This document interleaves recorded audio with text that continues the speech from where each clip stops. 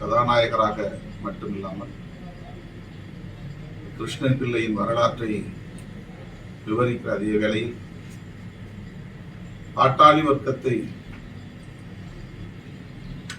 எவ்வாறு அணிதிரட்டுகிறார் என்பதை, அவர்களுக்கு உற்ற துணையாக இருக்கிறார் என்பதை, அவரிடையே போர்க்குணத்தை வளர்த்திருக்கிறார் என்பதை ஒவ்வொரு காட்சி பதிவிலும் இயக்குனர் அனில் நாகேந்திரன் அவர்கள் சிறப்பாக கோர்வையாக உருவாக்கியிருக்கிறார். வயல்வெளிகளில் உழைக்கிற மக்கள் ஆண்களாயிருந்தாலும் பெண்களாயிருந்தாலும், உயர் சாதி ஆதிக்க திமிர் பிடித்த கும்பல் எவ்வளவு மோசமாக அவர்களை நடத்துகிறார்கள், அவர்கள் எவ்வளவு அச்சத்தில் பீதியில் உறைந்து கிடக்கிறார்கள் உழைக்கிற மக்கள் என்பதை இந்த திரைப்படம் மிக ஆழமாக நமக்கு உணர்த்துகிறது. பல இடங்களில் கண் கலங்க நேர்கிறது.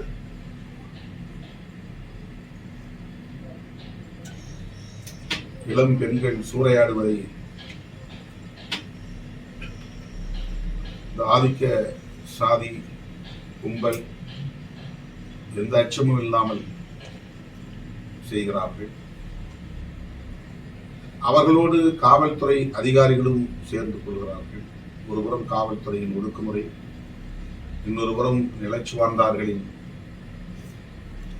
சாதி ஆதிக்க வெறியர்களின் ஒடுக்குமுறை. அவர்கள் அவர்களுக்காக வாழவில்லை என்பதை எடுத்துரைக்கிறார் சமுத்திரக்கனி. அந்த பாத்திரம், கிருஷ்ணன் பிள்ளை பாத்திரம், சிதறி கிடந்த அந்த மக்களை ஒன்றாக்கி அமைப்பாக்கி போராட வேண்டும் என்கிற உணர்வை ஊட்டி அவர்களுக்கு பாதுகாப்பளித்தது மட்டுமில்லாமல் வன்கொடுமைகள் இழைத்தவர்களை தாக்கி அவர்களுக்கும் பாடம் புகட்டி பிறகு மக்களிடையே ஒரு நம்பிக்கையை வளர்த்தெடுக்கிறார்.